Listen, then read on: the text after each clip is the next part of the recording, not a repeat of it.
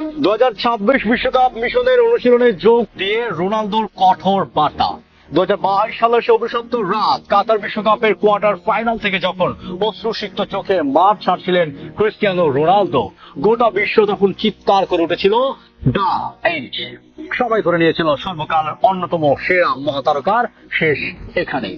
সমালোচকরা খাতা কলম নিয়ে বসে গিয়েছিলেন CR7 এর ক্যারিয়ারের এপিটাফ লিখতে।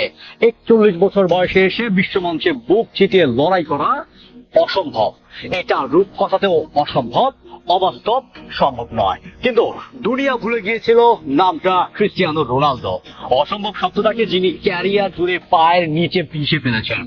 সব সংখ্যা, সব সমালোচনা আর বয়স নামক দেয়ালকে ভেঙে চুরমার করে দিয়ে তিনি আবার ফিরছেন। হ্যাঁ, ডাইহার্ড ফুটবল ভক্তরা বুক বেঁধে তৈরি হয়ে যান। শুরু হয়ে গেছে গ্রেটেস্ট শো অন আর্থের সবচেয়ে বড় সুনামি। গতকাল রাতে সামাজিক যোগাযোগ মাধ্যমে অনুশীলনের ছবি দিয়ে CR7 নিজেই বিশ্বকে কাঁপিয়ে দেওয়া সেই বার্তা দিয়েছেন, বিশ্বকাপ মিশন শুরু। পর্তুগাল কোচ রবার্টো মার্টিনেজের বিশ্বকাপ স্কোয়াডে জায়গা পাওয়াটা অনেকের কাছেই চমক মনে হতে পারে, কিন্তু রোনালদোর কাছে এটা শুধুই তার প্রাপ্য। আর এই অনুশীলনে যোগ দেওয়ার মাধ্যমে ফুটবলের ইতিহাসে এক মহাকাব্যিক রেকর্ডের পাতায় নাম লেখাতে যাচ্ছেন তিনি। রেকর্ড বই ওলট পালট করে দিয়ে এটি হতে যাচ্ছে রোনালদোর ক্যারিয়ারের ষষ্ঠ বিশ্বকাপ। ভাবা যায় এবার মাঠে নামার সাথে সাথে ফুটবল ঈশ্বর লিওনেল মেসির পাশে যৌথভাবে সবচেয়ে বেশি বিশ্বকাপ খেলায় মহা কীর্তি করবেন তিনি। আর এর আগের 5টি বিশ্বকাপে 22টি ম্যাচ খেলে 8টি গোল করেছেন এই পর্তুগিজ যুবরাজ। কিন্তু এবার মিশনটা কোনো ব্যক্তিগত রেকর্ডের নয়, টানা 2 দশক ধরে বিশ্ব ফুটবল শাসন করা এই মানুষটা ট্রফি ক্যাবিনেটে সম্ভাব্য প্রায় সব কিছুই আছে। 5টি Ballon d'Or, champion league, euro trophy, কি নেই সেখানে। কিন্তু ওই যে একটা সোনার ট্রফির অপূর্ণতা এখনো তাকে তাড়া করে বেড়ায়। ফুটবল ইতিহাসের সবচেয়ে মর্যাদাপূর্ণ সেই বিশ্বকাপ ট্রফিটা উঁচিয়ে ধরাই এবার রোনালদোর পোশাকের পাখির চোখ। আর এই অপূর্ণতা গুছিয়েই হয়তো ফুটবলকে চিরতরে বিদায় জানাবেন CR7। তবে পর্তুগাল কোচ রবার্টো মার্টিনেজ কিন্তু রোনালদোর শেষ এখানেই দেখছেন না। সম্প্রতি এক সাক্ষাৎকারে মার্টিনেজ রোনালদোর ভেতরে সেই ভয়ঙ্কর রূপটা উন্মোচন করছেন।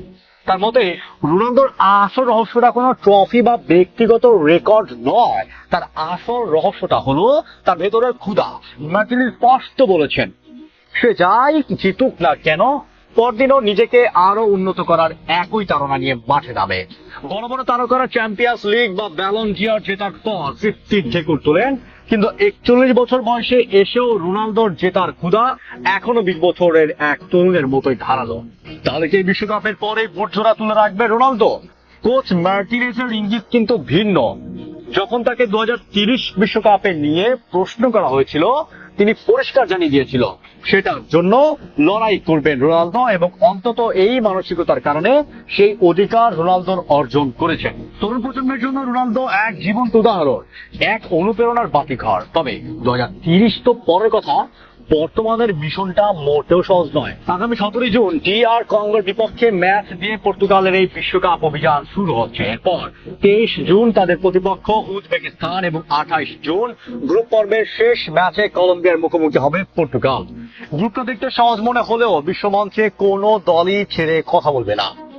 ইতিহাসের সেরা মঞ্চ প্রস্তুত 41 বছরের এক ফিনিক্স পাখির ডানায় ভর করে পর্তুগাল কি পারবে তাদের অধরা স্বপ্ন পূরণ করতে?